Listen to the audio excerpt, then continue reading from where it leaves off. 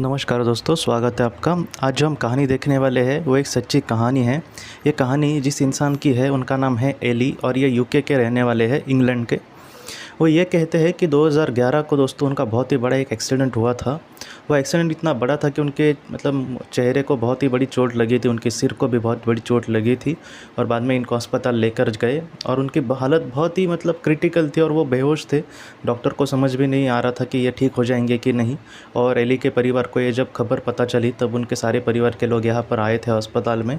Eli ये कहते हैं कि कुछ देर उनको कुछ भी पता नहीं, लेकिन बाद में उन्होंने ये देखा कि उनका शरीर जो है शरीर नीचे है और आत्मा ऐसे ऊपर जा रही है। एली ये कहते हैं कि उनको कुछ भी समझ नहीं आ रहा था कि आखिर उनके साथ ये क्या हो रहा है। और वो ये कह रहे थे कि मुझे बहुत ही हल्का महसूस हो रहा था, जैसे मैं हवा में उड़ रहा हूँ और एक बहुत ही अलग ही एहसास था, वो कह रहे थे। बाद में एली हमसे ये कहते हैं कि वो उस रूम के एक किसी कोने में ऐसे चले गए अपने आप। और उसके बाद उन्होंने अपनी माँ को देखा और माँ बहुत रो रही थी। माँ को भी पता था कि उनकी बहुत कंडीशन क्रिटिकल है, शायद वो बच ना भी जाए। तो इस वजह से उनकी माँ बहुत ज़्यादा चिंता में थी और वो रो रही थी। एली ये कहते हैं कि उनको बहुत बुरा लग रहा था उनकी माँ को ऐसी दशा में देखना। इसलिए एली ये कहते हैं कि उनको बार बार वो कह रहे हैं कि माँ तुम चिंता मत करो, मैं ठीक हूँ।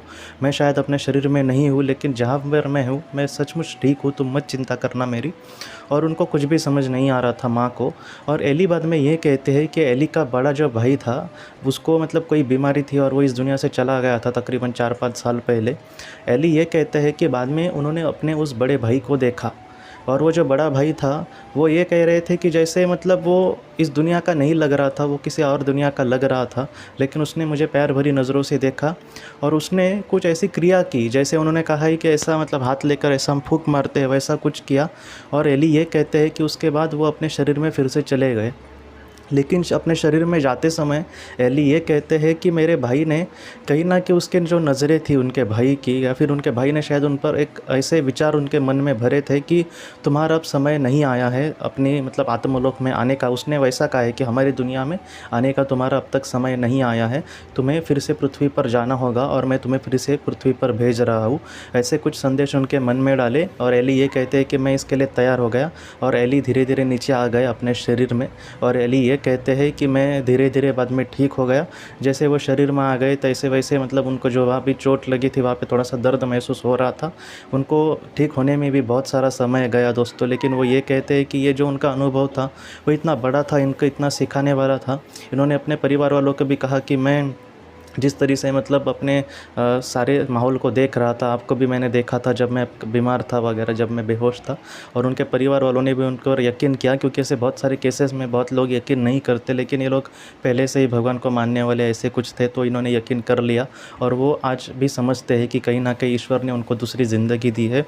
ये आज की जो एली की कहानी है, ये 2 बातें मुझे लगता है कि बहुत बड़ी सिखाती है कि जैसे हम अगर दुखी है हमारे अपनों के लिए, तो कहीं ना कहीं उनके जो शब्द है वो हमारे तक नहीं आते कभी कभी। तो इसका ये नहीं है कि वो कौन सी हालत में है हमें नहीं समझ सकता। मैं आपको सच कहता हूँ कि ऐसे बहुत सारे केसेस मैंने देखे, इसलिए कह रहा हूँ कि वो लोग सच में बहुत अच्छी जगह पे होंगे। आप प्लीज़ उनकी चिंता मत करना, और वो आपको बहुत प्यार करते हैं दोस्तों।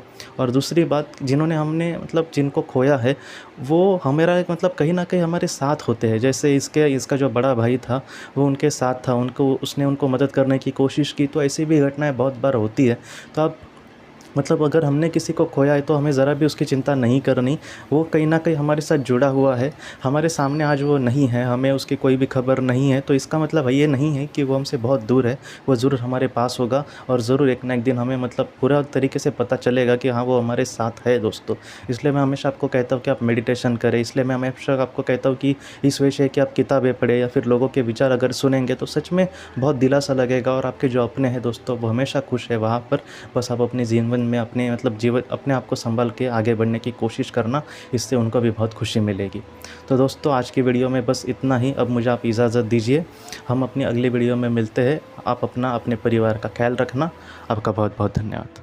ज़िंदगी की रोशनी ये एक कंसल्टेंसी है जो ऐसे लोगों को मदद करने की कोशिश करती है जिन्होंने किसी अपने को खोया है या फिर जो लोग अपने जीवन में बहुत ही ज़्यादा दुखी है। जो लोग इस संस्था के साथ जुड़ते हैं उनको इस विषय की किताबें और जानकारी भेजी जाएगी। इसके साथ साथ जो लोग पास्ट लाइफ रिग्रेशन थेरेपिस्ट के पास नहीं जा सकते, अगर वो घर पे अभ्यास कर सके, इस वजह से उनको पास्ट लाइफ रिग्रेशन की ऑडियोज़ भी भेजी जाएगी। और इसके साथ साथ ध्यान में एकाग्रता बढ़ाने के लिए कुल मिलाकर 5 ऑडियोज़ भी उनको भेजी जाएंगी।